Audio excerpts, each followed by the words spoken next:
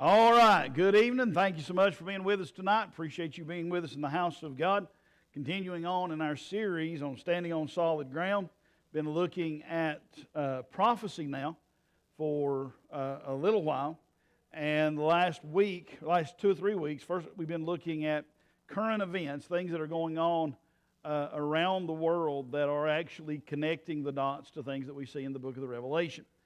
We've talked about the different things that have happened in just the last year and a half that have continued to push the world more toward a global governance or a global cooperation. And then last week we began our discussion of the monetary changes that are going on and how that in the past, prophecy teachers and those who'd studied prophecies for decades had been saying that based on Revelation 13, we'll read those verses again here in just a moment, but based on those verses that, there was at one day there was going to be a one world currency. But the thing about prophecy is, especially in interpreting prophecy and trying to teach it, is you teach it based on the information that you have at the time.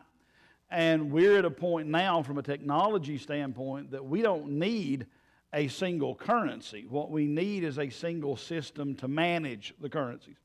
And we talked about how that is in existence today, and through that we've seen it established with cryptocurrencies like Bitcoin. But now the central banks around the world, and there are 180 some of them, but those central banks are now looking to get into the digital currency world, what they're calling a central bank digital currency or a CBDC.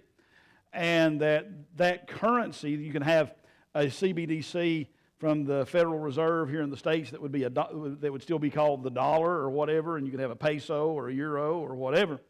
But they'd all tie into the same central system through the Bank of International Settlements, which is the bank of the central banks. And so we've talked about all of that. And today, what we're going to be looking at is connecting the dots between the CBDC and leading people to this point of being willing to take the mark of the beast. Because like we've said before, these kind of changes take time. And just like with any other kind of change that takes time, it's usually a little bite at a time. And that's what we're going to show you tonight. Talk about a little bit of that. And then next week, I had thought maybe we would do this in 2, but it's actually going to take 3 to talk about the monetary side. And we'll tell you what we're going to hit into next week, kind of really connect all of the dots from last week, this week, and then put it all together in a nice package, hopefully next week. But let's go ahead and go to the Lord in prayer. Then we'll get right into the lesson tonight. Father, we do thank you for the day. Thank you for the privilege that you've given us to be in your house. Thank you for the fact that you love us so much that you would not only send your Son to die for us, but give you your word so that we could know and learn how to live and what to expect in the days ahead. Father, I pray that you just use me tonight to share what you've burdened my heart with. May it help us and strengthen us and encourage us that truly it won't be long before Jesus comes back. But in the meantime, Father, help it also to spur us on to a greater witness, because if it's not long before Jesus comes back, we don't have long to tell others how much they need Christ. We ask it all in the sweet and precious name of Jesus. Amen and amen. All right. We're going to start with a commercial. It's a commercial that you've all probably seen, or you've seen one like it, but this is how we're going to get started tonight.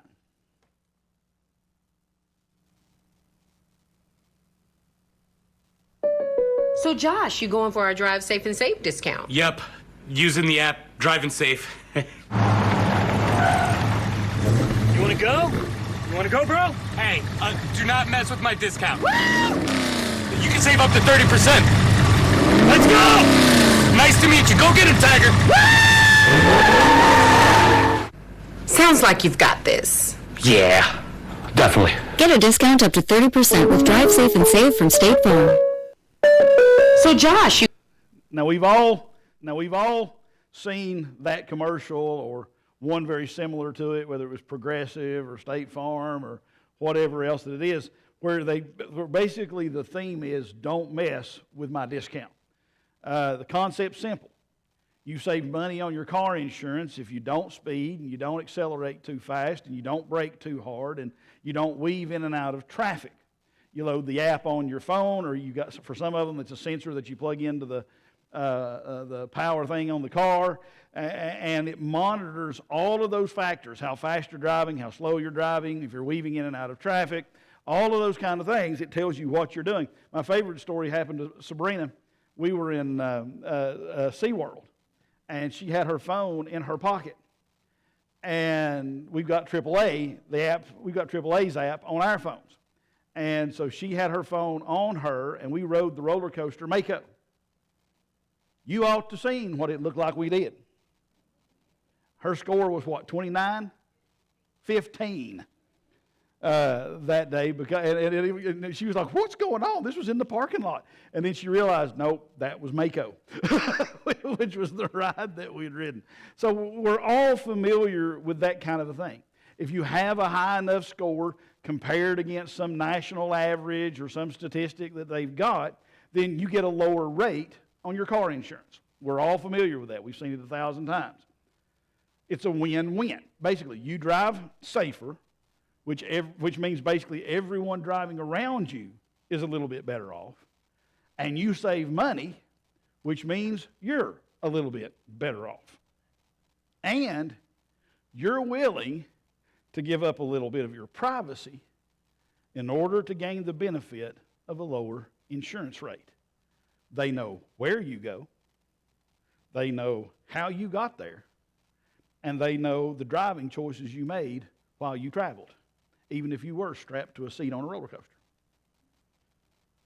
So what does that have to do? Things like we just showed. What does that have to do with a central bank digital currency and the future mark of the beast? Well, the answer's not much, but at the same time, everything. I'm not saying that AAA or State Farm or whoever, that they're implementing the mark of the beast with their driver discounts, okay? But I am saying that these things, like driver discounts, are being used to get people used to two things. One, being surveilled or watched. And number two, money being the incentive for changing or controlling your behavior. Bible says again, Revelation chapter 13, and he had power to give life unto the image of the beast, that the image of the beast should both speak and cause that as many as would not worship the image of the beast should be killed. That's your behavior. And he causeth all, both small and great, rich and poor, free and bond, to receive a mark in their right hand or in their foreheads, and that no man might buy or sell, save he that had the mark or the name of the beast or the number of his name. That is controlling the money supply and how you spend it. Here's wisdom. Let him that hath understanding count the number of the beast, for it's the number of a man, and his number is 666. So like I said, it don't have a lot to do with it, but at the same time, it has everything to do with it. And it's right here that we come back to the CBDCs, or these central bank digital currencies, and the impact that this will have on people's spending habits. How many of you remember former Mayor Bloomberg in New York? Some remember him more than others, right?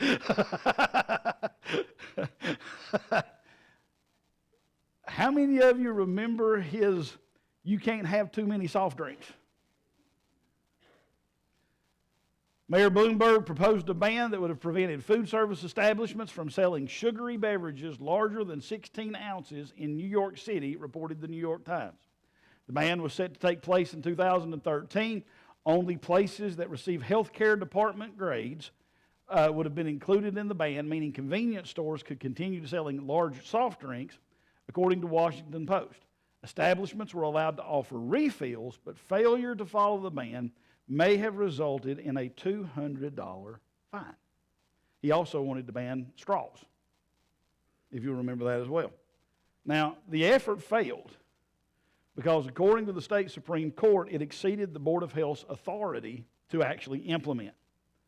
But it was also being touted at the time, even when he was talking about it, as being unenforceable. Because how do you control what people are buying when they go to the store or go to a restaurant? Even Bloomberg recognized the problem, because he said it's if you want 32 ounces, the restaurant has to serve it in 2 glasses. How's that efficiency for you? But his argument was is that if you had to order that second glass, you might reconsider and not buy it after all, because after all, drinking sugary drinks are not good for your health. And that was his basic reason for doing what he was doing. But here's the question. What if there was a way to actually stop you from purchasing that second drink, even if you had the money to do it? What if, after you bought that first drink, your digital currency wallet would not let you buy the second one because you had reached your daily limit? Is that even possible? In June of 2021, the U.S. Federal Reserve, now remember, the Federal Reserve is our central bank.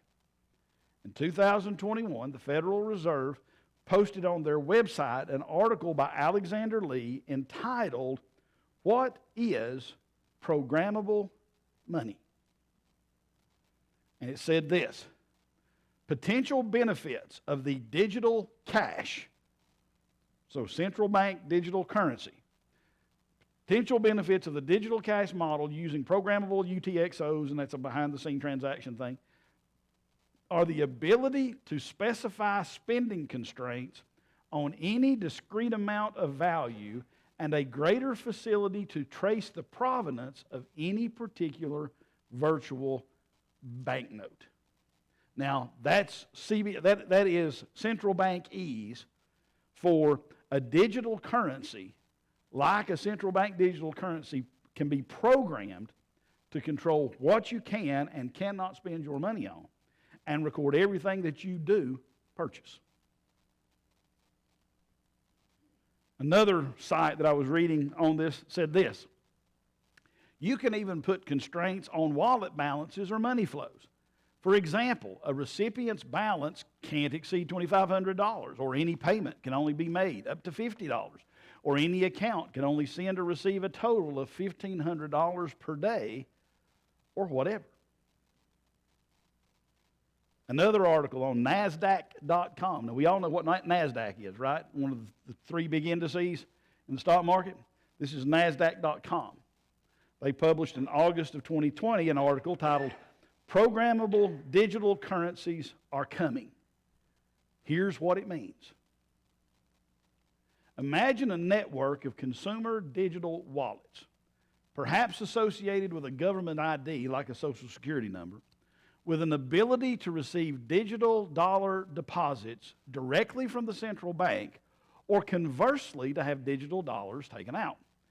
In terms of distributing stimulus or emergency funds, the U.S. government and Federal Reserve would have a level of fine-tuned control like never before.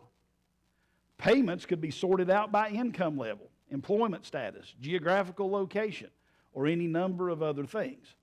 Digital dollars would likely also be programmable in and of themselves, allowing for instant tax payments at the point of sale. Tax refunds and rebates could be instant too. And attempts to purchase a restricted item, like, say, a firearm without proper background clearance, could be automatically denied. In many ways, programmable digital money would be a fantasy come true for economists. Now remember, this is coming from NASDAQ. This is because economists believe economies are driven by human behavior, and human behavior is driven by incentives. And all kinds of incentives could be built into digital money. For example, fossil fuel use might be embedded with a higher value-added tax surcharge than green energy use. Buying sugary cereal might create a small debit on your account, whereas buying broccoli creates a small credit, and so on. In addition to the above, all transactions would be instantly available for review or easily aggregated into big data analysis patterns. This would give the Federal Reserve unprecedented new levels of visibility into the current state of the economy. Programmable digital currency, now I'm going to show you a word here, would also be a kind of monetary panopticon. Love that word. I think it's about the first time I've ever seen it, but as soon as I saw it, I knew what it meant. Pan is the Greek suffix for all. Optical, opticon, vision. Programmable digital currency would also be a kind of monetary, all-seeing eye, spying on everything you do by way of transaction data. The use of digital currency, or wallets and accounts linked to a government ID, would thus further tighten any government's grip on its citizens. All of this explains why digital currency is absolutely coming. Not just for the United States, but for all industrialized countries. The hypothetical power, visibility, and control inherent in such a tool will prove impossible to resist. This is why central banks everywhere are either running in-depth experiments, launching full-fledged digital currency initiatives, remember the executive order we talked about last week, or even preparing to fine-tune and scale a prototype digital currency as rapidly as possible. China, keep this in mind because we're coming back to it in a minute, China is well ahead of the game in this regard. The coming digital dollar, call it the smart dollar, will be far more versatile and powerful than the old dumb dollar. The smart dollar will have encoded instructions as to where it can go and what it can do. And those instructions will be upgraded by policymakers in real time. No man can buy or sell without the mark of the beast. This was published in 2020. Now do you see the connection? Control, visibility, and incentives. Now I'll really show you how this plays out in just a few moments because I've got two videos. One's 4 minutes, the other's 8, about what's going on in China. Remember they said China is ahead of the curve? We'll show you how far ahead of the curve here in just a few minutes. But speaking of China, the American Institute for Economic Research also posted an article in April of 2021 with the ominous title, "Make no mistake, programmable digital currencies are weaponizable money." Weaponizable money. The opening paragraphs said this: earlier this year, China began to roll out a project that had long been in the works. A digital version of its currency, the yuan, is now being used in 4 Chinese cities, Nanjing, Shenzhen, and a couple of others. The Chinese government sees 2 major potential benefits to the experiment. A tangible challenge to the U.S. dollar's global ubiquity, in other words, the power of the U.S. dollar, which we'll talk about that next week more, and a way to control how Chinese citizens spend their money. As a government-issued currency, the digital yuan can be manipulated and monitored in a number of ways. Importantly, it is programmable. Writes the Wall Street Journal, Beijing has tested expiration dates to encourage users to spend it quickly for times when the economy needs a jump start. Now, to show you how this could be applied in our own world, think about the U.S. since COVID-19. How many stimulus checks did the government send out? Now, the purpose of the stimulus checks, if you will remember, that's why it was called a stimulus check, was to keep people buying stuff so that the economy wouldn't crash. Well, guess what? Some people did. That's why you can't buy you can't buy a 2x4 for less than $20. But some people used it to put a new deck on their house or build a new addition to their house or whatever. But a lot of people did something else with it. they saved it. Or they used it to pay off credit card debts or something like that. Guess what? The government does not see that as stimulating the economy.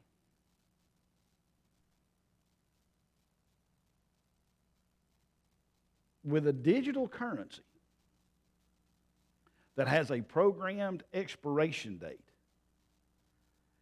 and control on what you can do with it, saving would not be an option. Here's your $600. Spend it before next Friday. Or lose it. Thereby stimulating the economy in a downturn. And remember, this is not science fiction. China's doing it right now. And other central banks are already talking about it, and they don't even have the digital currency worked out yet. The Bank of Canada published I've got all of these documents, by the way, on my computer. But they published a staff working paper in December, this past December, titled Best Before, ? Expiring Central Bank Digital Currency and Loss Recovery.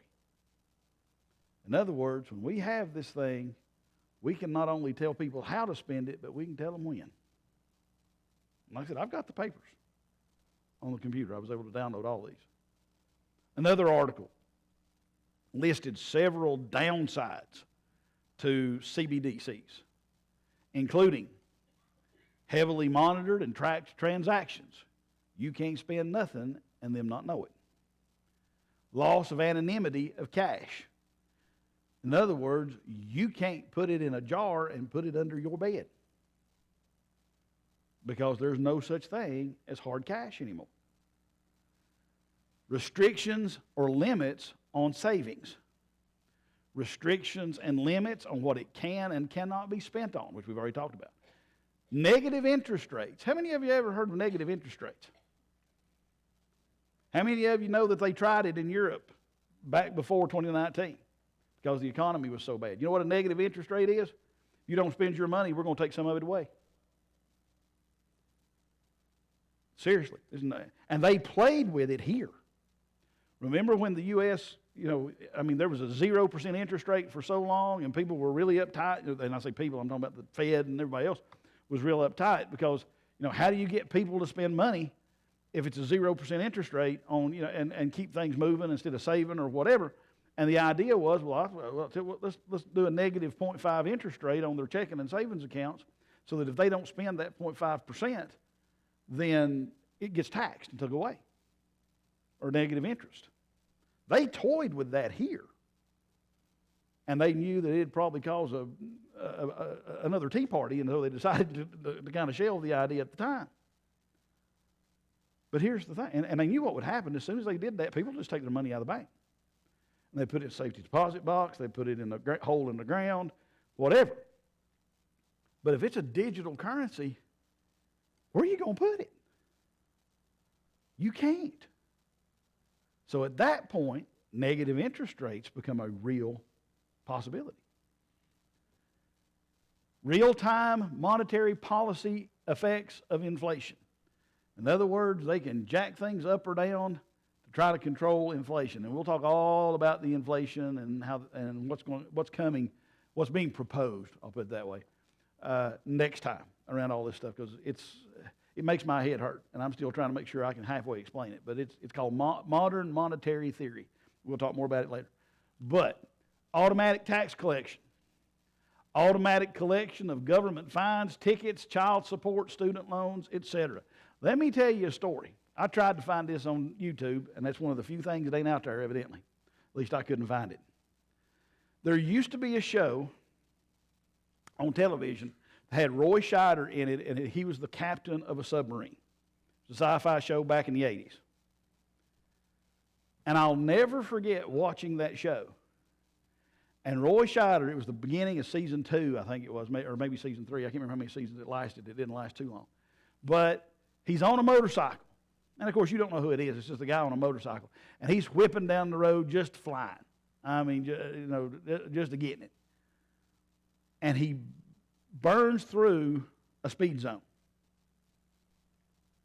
And when he stops his motorcycle, his cell phone tells him that he had been speeding back at a certain point on the road and that X number of dollars had just been deducted from his Social Security account. Now, this was in the 80s, and that was science fiction.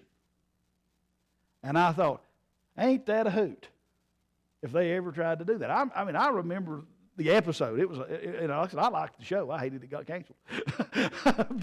but I thought that was the wildest thing that I had ever heard. Fast forward 40 years, automatic collection of government fines, tickets, child support, student loans, etc. Commercial bank disintermediation. In other words, you don't need banks anymore. Everything's controlled electronically, and it can all come through the central bank. So it's no longer about your local credit union or your local whatever. Everything goes through the government. Expiration dates on the currency. We already talked about that. Eventual elimination of physical cash. I told you last week the word eventual shouldn't even be there. Because what's going to happen, and I ain't a prophet nor the son of a prophet, but I'm just going to tell you, just common sense kind of pulls these pieces together. The reason the U.S. is trying to speed up its development of a CBDC is to catch up with everybody else. And when they switch to a CBDC, everybody's going to have to do it at the same time. Because and remember, 65 banks in the Bank of International Settlement control 95% of the world's economy. And the U.S. Fed Reserve is one of those 65 banks. So those 65 banks have got to convert simultaneously. Because if they don't, you can take your money out and put it in the Bank of Bogota, where it's still cash. And they're not going to want you doing that. So, to keep that from happening, every CB is going to have to switch at virtually exactly the same time. And as part of that, as we talked about last time, that also means that gold, silver, the glitter stuff that's in most people's portfolios, and like I said, I'm not talking about it if you got it in your 401k because it's paper, it's electronic anyway. But if you're one of these people who has gold that you've bought from one of these guys on the talk radios or whatever, and you've got literal gold, they're going to come to you, they're going to basically say, on this date, by this date, you have to have turned in all of your cash and any gold, silver, anything of that kind of value to be converted to CBDCs. Because if you can still buy stuff with gold, you bypass the CBD system again. So everything will have to switch pretty much simultaneously in order for this to work and do what they intend for it to do. So I personally don't think that the word eventual really fits the scenario. I think when everybody's up to speed and pretty much playing on the same field, everybody's going to switch at the same time, and you're going to have X number of days to bring your money in and get it converted to CBDCs. And if you miss that date, paper your walls with it. Use it as a paperweight. And like I said, one of the unintended consequences of that, or well, I don't say unintended, one of the definite consequences of that, especially with gold and stuff, is that once gold stops being valuable, the price will plummet. So you bought gold at $1,500, and they're going to give it back to you for 300 CBDCs because the price will drop once the market understands this gold's not worth anything anymore. Now, like I said, I'm just telling you, I'm not saying 100%, but I'm telling you from a etymology standpoint, and if you look at how they do things, it makes perfect sense that all of this is going to have to happen simultaneously. So I don't know that the word eventual is really a good fit here. The ability to be shut off from the system without the recourse of cash, that right there is techie for no man can buy or sell. Isn't this amazing? God had this pinned down 2,000 years ago. And 2,000 years later, we're here. Like I said, you don't have to have a single currency. You just got to have a single system.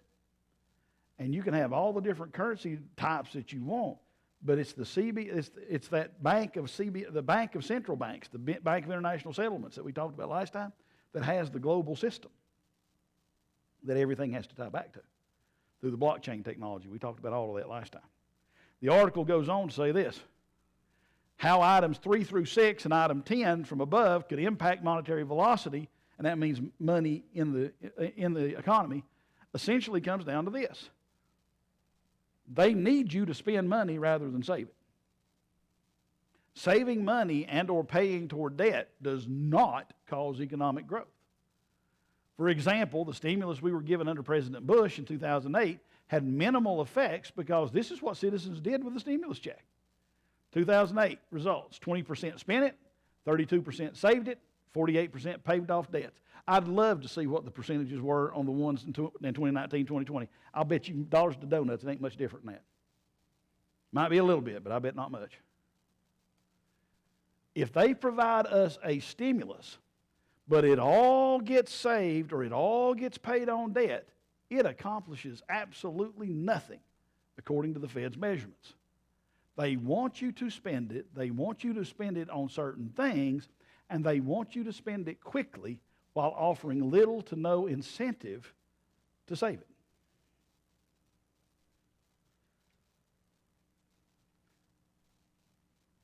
Incentive. Now do you see, don't mess with my discount? That's going to be the hook.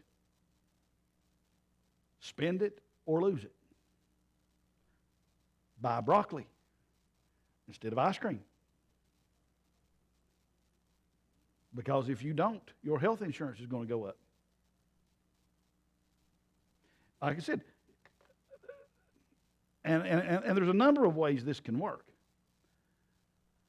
And, again, please don't get me wrong. I am not saying here that I know this is how it's going to work, because I don't. But there's a lot of scenarios out there that this is being talked about. I've not even shown you a tenth of what I've read, okay, about all this stuff. But one of the things that I saw, and I think maybe I mentioned it last week, what if you work for Pepsi and they're paying you and they're putting money in your CBDC wallet, and as part of that programming they say, be loyal to the company, you can't buy Coke products.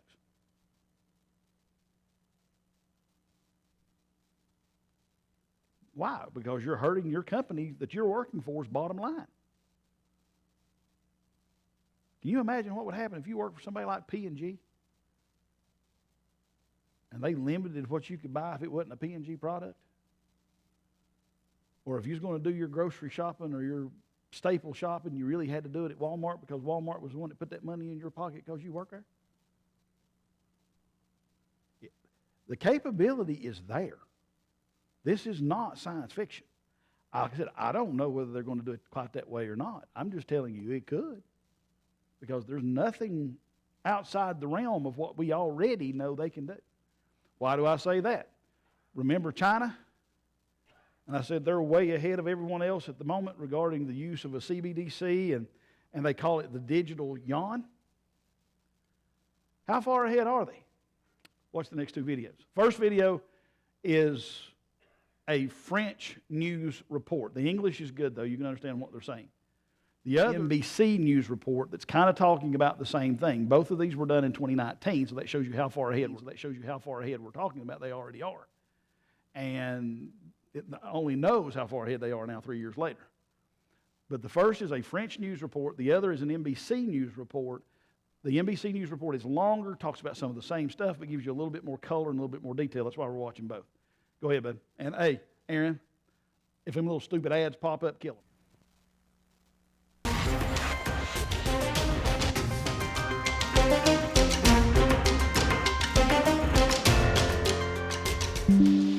They're constantly monitored by facial recognition cameras that are able to instantly put a face to a name.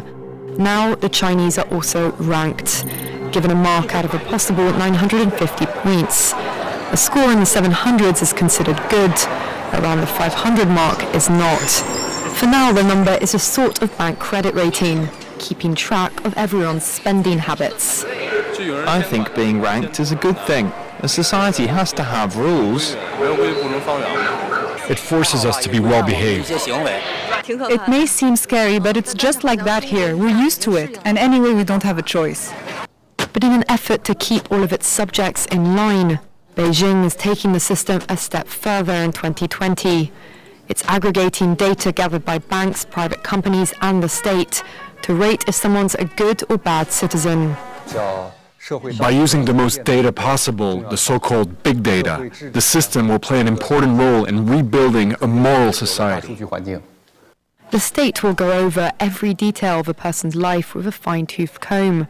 Their financial situation, spending habits, career, even behavior on social media. Criticizing the government online or displaying outward signs of wealth is a no-no. On the other hand, praising the party or giving blood increases your social credit. Xiao Wen-Wang is a model citizen. She lives in Nanjing, a testing ground for social ranking. Married with a child, she has a job in a retirement home, no debts, and she wouldn't dream of jaywalking. As a good citizen, I respect the rules of the road. If I didn't, I'd lose points on my social credit. In theory, everything can be taken into account in the social score, even the most innocuous errands like supermarket shopping. When Xiao Wen-Wang makes an electronic payment, her purchases tell the state a lot about her. Buying cigarettes would count against her. On the other hand, nappies show she's an attentive mother. Beer could indicate alcoholism. She'd be better off buying water. In this pilot city of 8 million people, there are only 18,000 model citizens. For Xiao Wen-Wang, there are perks to be had, such as paying half price for the bus. I get discounts for all public services, even at museums. And the library is free for me, thanks to my score. A good score brings benefits, but people with low scores lose rights. The cinema names and shames people considered untrustworthy, plastering their details, even their addresses, across big screens. It's a matter of principle. Those people have to be condemned. Those people aren't honest, so they have to pay the price. It's only right to pay your debts. You have to blacklist those that don't. The Supreme Court has created a blacklist for so-called bad citizens, those whose ratings have dropped to zero.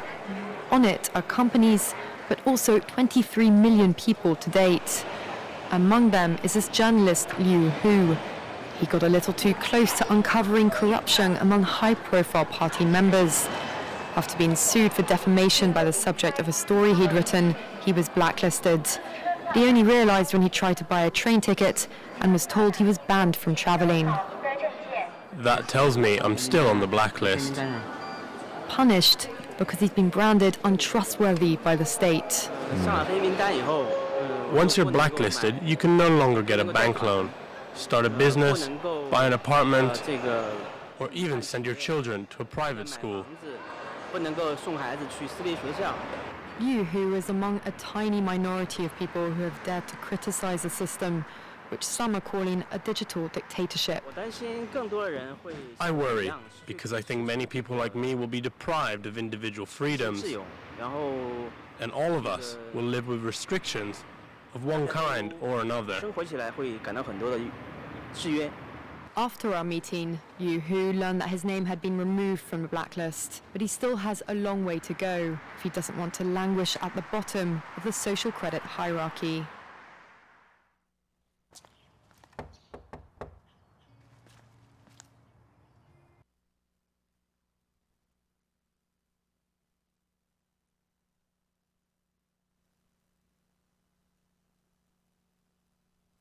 Think about just a little bit about what that 4 minutes said. They control what you spend. They will show you if you're a bad citizen, somebody who won't show your allegiance to the beast. They will plaster your picture all over the place, digitally. So people will know you can't trust that person. If you associate with that person and you try to help them, then you're going to be next on the blacklist. This is not science fiction. This has been going on since 2019 in China, and it has gotten more advanced. Next video, Aaron. And this is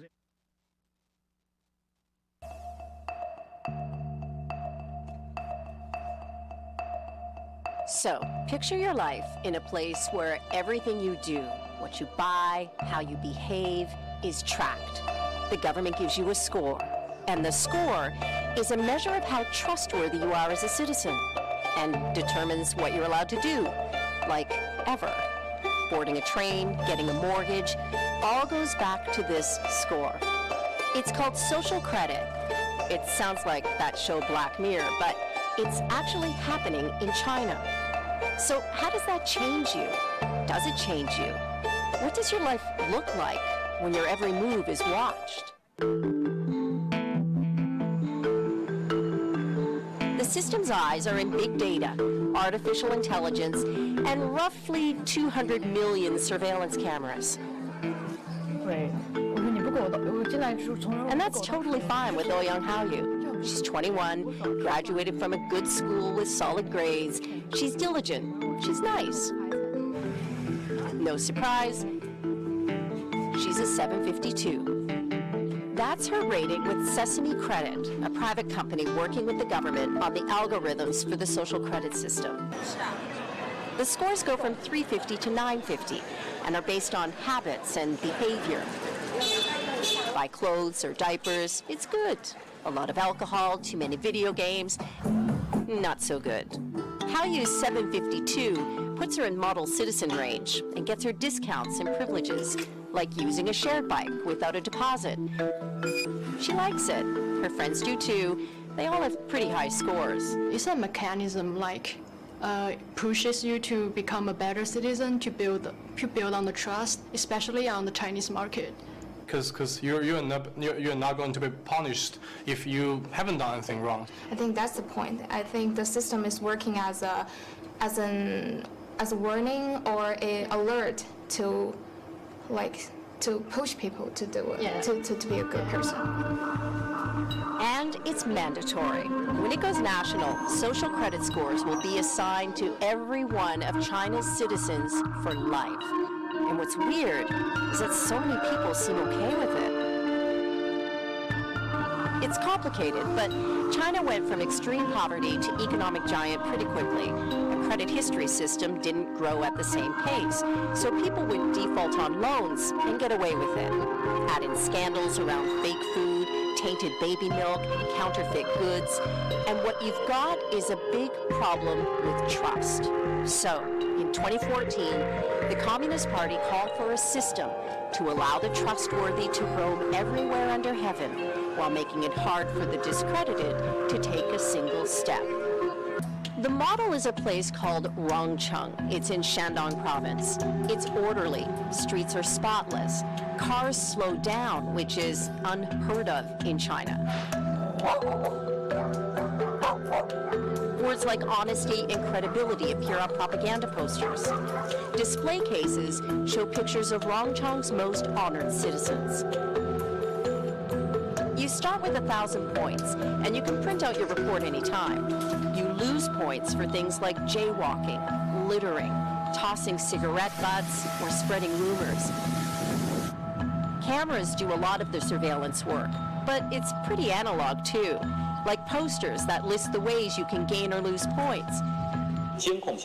And each night, local TV shows the surveillance highlights of the day. And then there's Zhou Aini.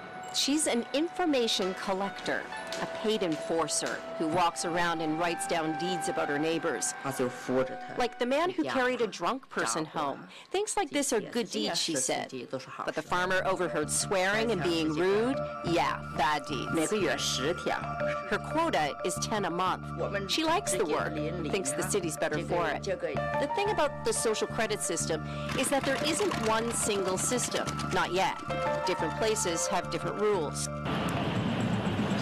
So what do you do if you have bad social credit? Well, for one, you talk about it on Weibo, which is like Twitter. There are forums for discredited people to vent and get advice.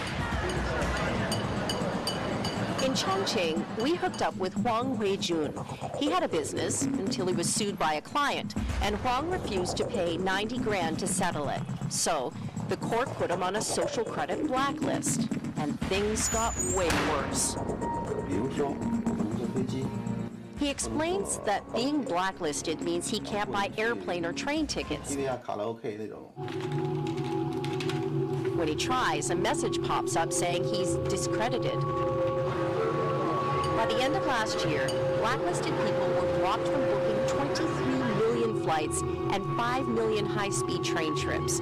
And the list goes on. Being discredited makes it hard to get a job, a loan, a hotel room, or put kids in certain schools. Then there's the public shaming. Photo galleries of blacklisted citizens. There's even an app that shows who around you is in debt. In China, being monitored. I need a new wireless plan for my business, but all of my employees need something different. Okay, imagine this. Your move needs a plan with a mobile hotspot. Your sales rep has to send some files. So basically, I can pick the right plan for each employee. Yeah. Is nothing new. But algorithmic surveillance makes it possible to collect data to build detailed profiles of people, especially the ones not loyal to the government. Of all the video surveillance cameras on the planet right now, nearly half of them are in China. Are people bothered by privacy concerns? So we think a lot of camera keep the safety is really good things. A lot of people, we can accept it. And cameras are getting smarter. So the information that comes out from my image identifies that I'm female, middle-aged, talks about whether I'm wearing glasses, the shape of my face. AI is taking them next level. They can do more than just see. They actually understand who they're seeing. So at what point can the technology know too much? Does it already? Most time, people don't care about it. But if the technology learns too much, for example, cross the red line, it's not very good. How far off are we from needing to draw those red lines? It's very hard to say. I think maybe decades, I mean 10 years or 20 years, 15 years, maybe. That's not very long. Yeah. It's coming. It's coming. And where does it all go?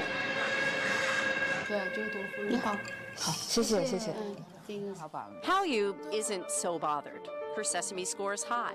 Life is good, and she's used to living most of it online. Soon, her education and medical records and any run-ins with the law will factor into her social credit score. And wherever she goes, someone will follow and ask, who can you trust? Hey, NBC News viewers, thanks for checking out our...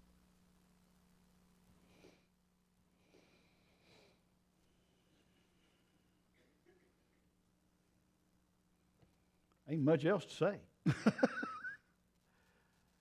That is Revelation 13 in action, just not the mark of the beast yet. Now, next time, we're going to talk about two other important pieces of the monetary puzzle. First is a look at how that incentive and surveillance piece is actually being rolled out here in the U.S. I'll show you some stuff.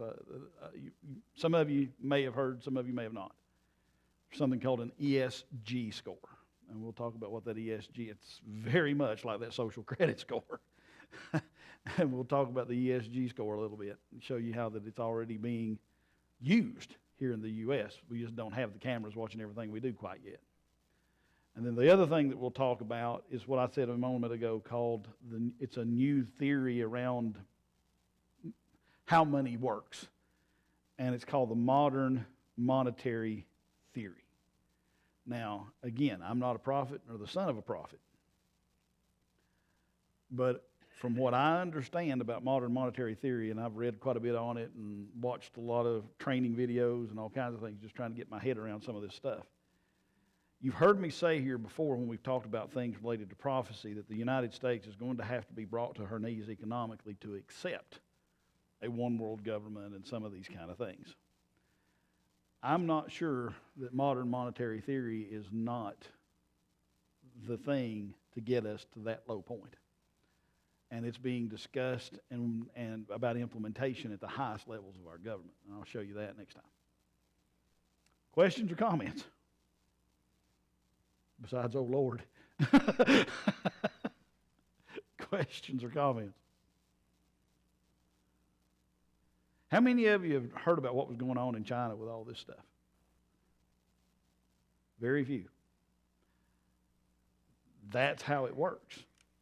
It's under the rug. You don't hear anything about it. I mean, it's not like the information's not out there. You just need to know how to ask the questions. And you know, when I was out there, and like I said, I think it was Sister Tammy yesterday that I found the treasure trove. I watched another video similar to the two that we showed there, and these were expats in China. And one guy was from Australia. An expat is somebody who's not native, working and living in a country. This guy was from Australia.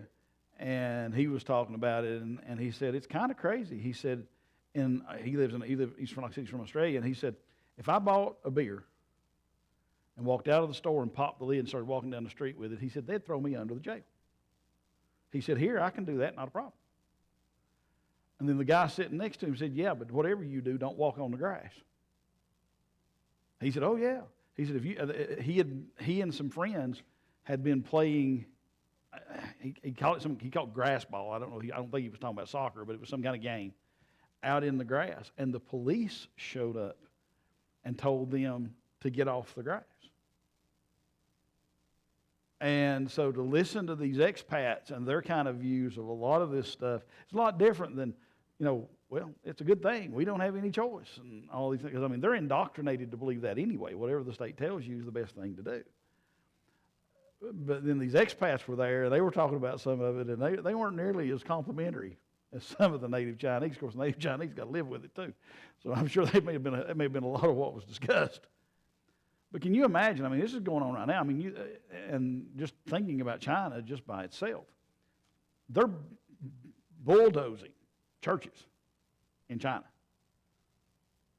And you're considered, and if you're a Christian in China, you are considered to be a government insurrectionist. Once this pilot, and it may be further out than the 4 cities that they were talking about, Nanjing and some of the others now, but once this goes national, if you're a Christian, what do you think your score's going to be? I mean, this is what we're talking about. You're a good citizen if you do what we tell you. You're a bad citizen and you can't buy stuff if you don't do what we tell you. And that's Revelation 13 in a nutshell.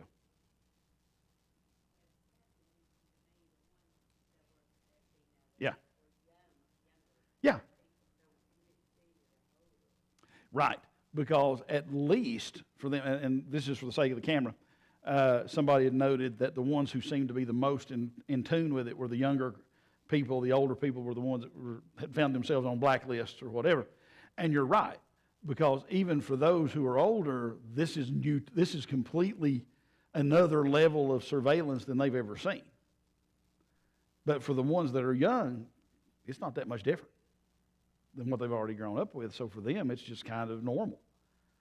And so you won't see them pushing back nearly as hard. Now, of course, again, the older folks have got less to lose. If you're 60 years old and whatever anyway versus somebody that's 20 years old and you've got to live in that system for 60 years, you're not going to say a whole lot negative, at least not on camera that they can trace back to you, because remember, if somebody's watching. Somebody else. Yeah. Yeah. Right, and a lot of that is because, one, it's technology. Younger people take to the technology quicker anyway. And again, you can't underestimate, and this is the one thing they don't talk about in the videos, and I can't talk about it in great detail simply because I don't have the data in front of me to spend a lot of time talking about it. But you know that the school systems and those kind of things have been pushing this. This started in 2014. So you know that the school systems in 2014 started selling this, and the same thing will happen when the time comes that it's implemented everywhere with the CBDCs and everything else. Is this is what's best for you. This is what's best for the country. This is how we keep people safe.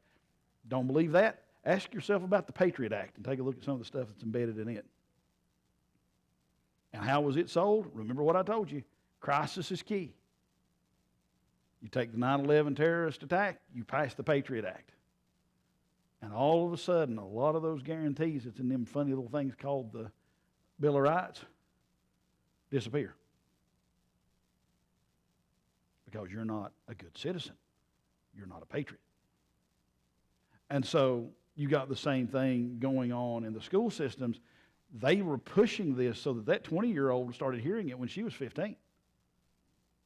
And so it was ingrained in her at 15, you do these things and you'll be good and you'll succeed in life. And like that propaganda line was, you can walk anywhere under heaven while the bad citizens can't take a single step. That's why they're so bought into it. They got indoctrinated into it when they were even younger than they are in the video.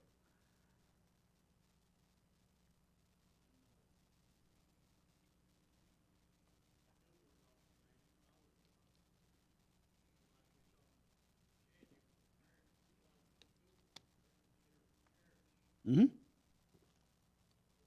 Yeah, we're not too far away from it. Brother Mike was talking about, here in the States, go back to what happened with Virginia and the uproar that some of the parents and school systems threw about CRT, critical race theory. They were branded as terrorists by the school boards because they were questioning. They dared to question what the school boards were saying. And so they were branded as terrorists. Can you imagine if there was a national system that could literally brand you as a terrorist and put your picture up on the 6 o'clock news? I mean, did you catch that? I mean, in that first video, they talked about how that your picture would be up. Oh, and by the way, those blurring out that was the news agency that blurred those faces out. It was not, those were the complete pictures in China. But that other one that, said that car didn't stop for that pedestrian, and they zoomed in on their tag number and showed everybody, this is the guy who did it. And told them, he's not a good citizen. He almost ran over one of you. Like I said, it's all about control and incentive. Isn't that crazy? Isn't it crazy? Oh, I do. And the reason that I do is, again, for the sake of the video, the question is, do I think that the mark of the beast will actually be a physical mark? And the answer is yes, I do. And the reason that I say that is because all of this stuff that you've noticed here is electronic. If you go back and you look at a couple of the plagues that are a part of the tribulation, they are the generators of electromagnetic pulses. The wormwood falling through the heavens and a couple of the others, the sun, heat 7 times greater than it would be. All of those events will generate electromagnetic pulses, and those electromagnetic pulses will destroy electronics. Like I said, that's why I always used to ask myself the question, and a lot of people in the past, like I said, you teach what you know or you teach about prophecy based on what you know. And nobody could understand, in a day when we had bombers and jets and all of this, and submarines and all this kind of stuff, why were they riding horses at the Battle of Armageddon? Well, a lot of people spiritualized it, said the horses were the tanks and, blah, blah, blah, blah, blah, blah. No, it talks about the blood running to the horses' bridles.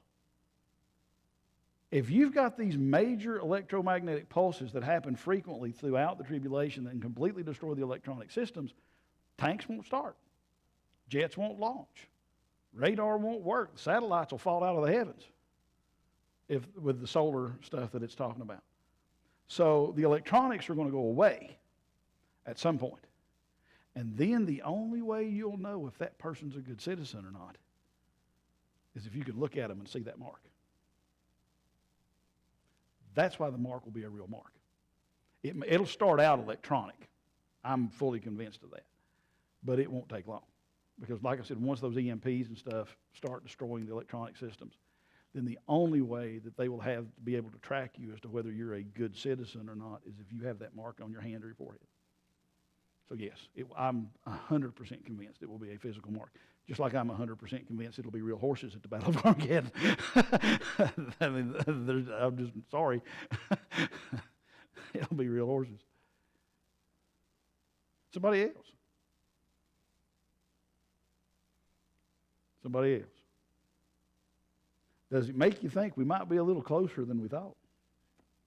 I mean, I'm telling you, I've done a tremendous amount of reading and research trying to put some of this stuff together. And like I said, everything I've shown you, and that has been very intentional, everything I've shown you has come from a secular source. Because I want you to see this is not some Bible prophecy group saying this stuff, telling you that this is coming or telling you that this is going to happen. This is NBC News, Bloomberg, NASDAQ, Wall Street.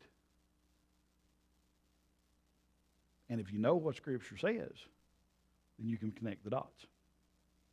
So we've seen the CBDC and how that can work without having to have a single currency. You just have to have a single system, which I think is step one. We've got that. Step two, you have to create some mechanism for incentive. We've seen that. Next week, I'll show you how that's being put into place now here in the States, the incentive system. You know, and like I said, I mean, you go back to the Patriot Act and some of the other stuff, and you can understand where some of the surveillance and stuff. We're not nearly as tight as China on the number of cameras and all that kind of stuff. But the Patriot Act jump-started that pretty heavily. But we'll talk more about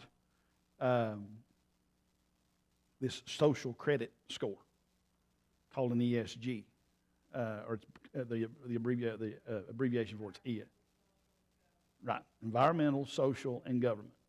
And environmental, remember I told you that the big long-term crisis was going to be what? Climate change.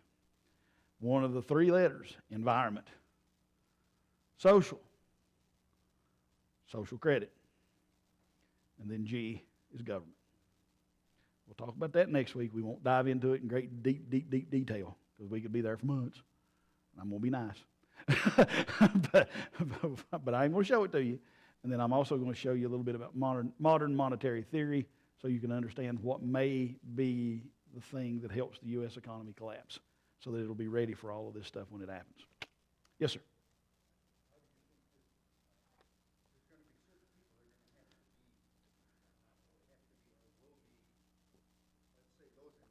Mm-hmm. Yeah.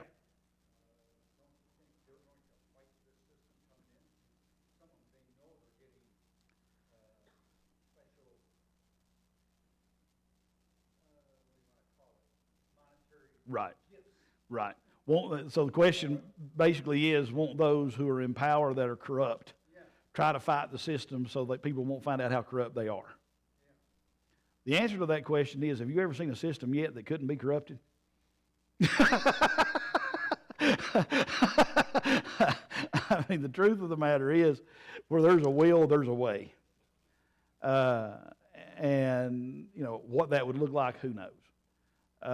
But, like I said, the Antichrist, I mean, just going back looking at it looking at the book of Daniel and you know, tying connecting some of the dots there, the Antichrist in the midst of this is going to literally be living like a king.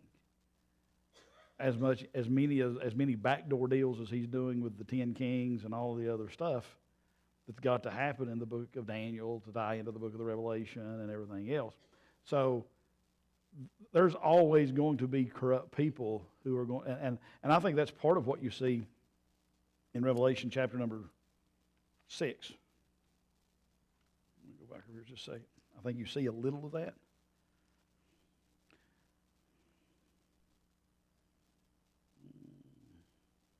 And when he had opened, this is Revelation 6, starting verse 5.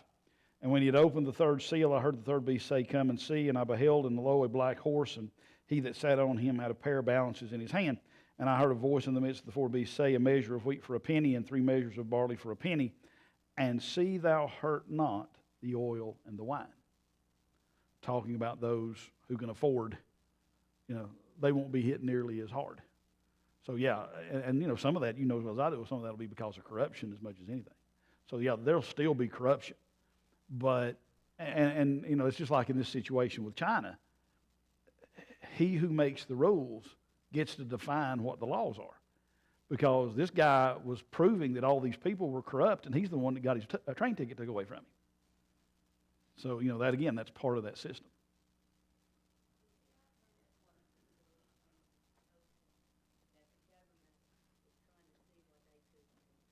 Mm-hmm.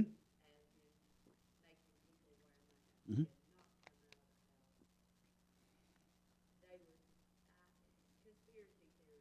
Yeah.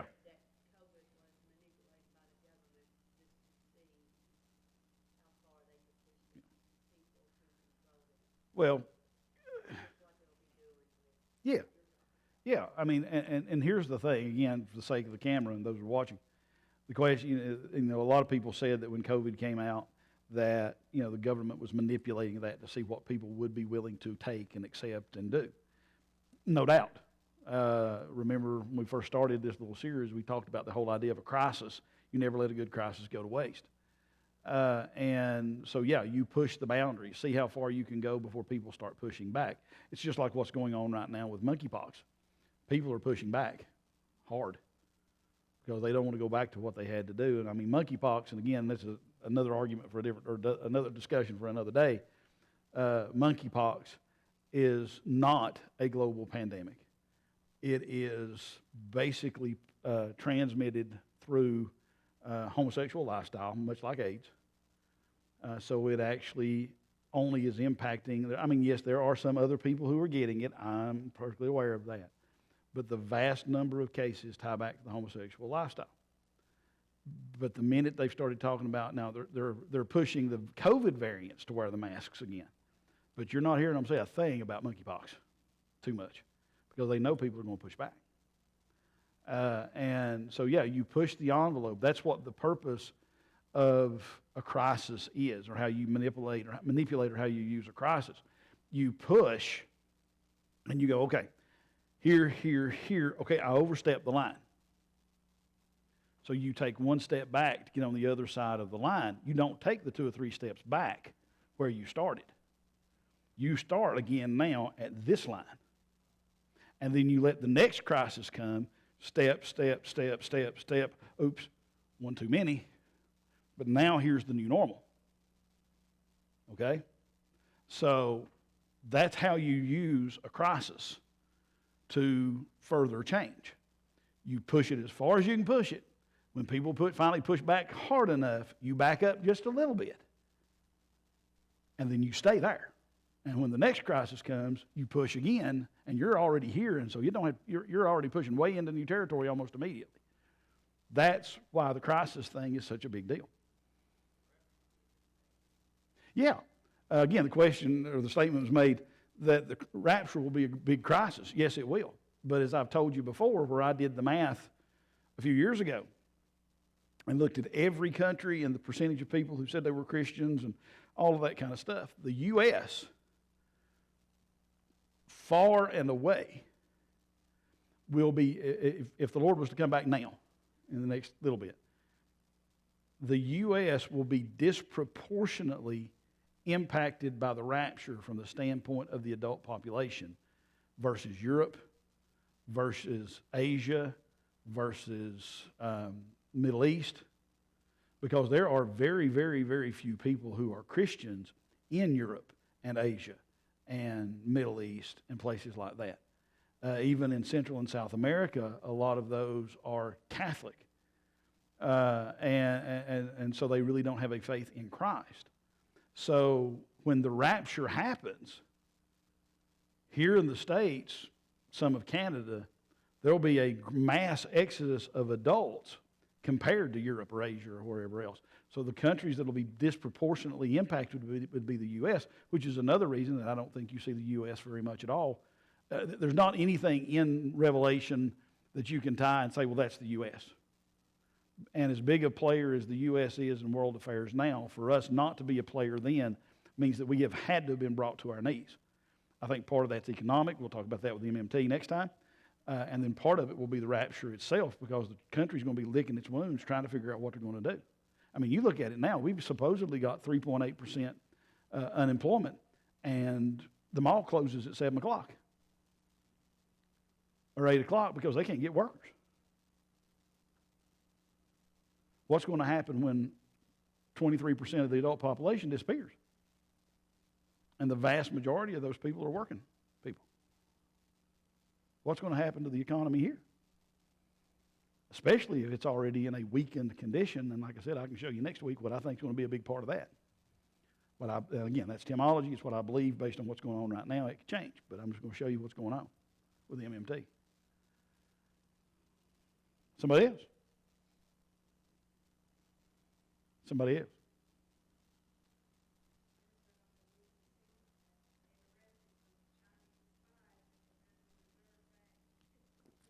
Mm-hmm. Yep. Heard. Actually, I heard of something was imminent. But I didn't know what it was. Also, and some of you, we were talking about this I think last week, and I've already had somebody send me a note and basically say, when we have our Search the Scriptures, I want you to talk more about this, so I'll wait till then. But what's going on with the Chinese buying property next to Air Force bases? Yeah, what's going on with all that? And so we'll talk more about that Sunday night. By the way, don't forget, Search the Scripture Sunday night. Ask any questions you want. And Emmanuel Baptist Church is going to be joining us, so come out and help them make them feel welcome. I'm excited about that. That's going to be a good night. We'll start at 6 o'clock, and I'll try to be nice and shut us off about 7:30 or so, unless you all just won't let me hush. Somebody else. Somebody else. Isn't it crazy? I mean, and the scary thing about it is, you don't have to dig that hard. You just got to know the questions to ask. I mean, you can find all kinds of stuff. Father, we love you. Thank you for our time tonight. Thank you for the everlasting truth of your word, 2,000 years old and still just as accurate as today's news. Father, how I thank you for the ability to spend time digging and studying and trying to put the pieces together to help us, at least here at Holy Mountain, those that are watching, whether it's be a live stream or maybe on YouTube at a later time, Father, to know a little bit more about what's going on and what to look for. Father, how I thank you for the privilege you give me to be here and to be the pastor. Pray now that you just have your way. Watch over us as we travel home. Father, we're excited about Sunday morning and Sunday night. Just pray you'd have your way in each and everything that's done. In Jesus' name we pray.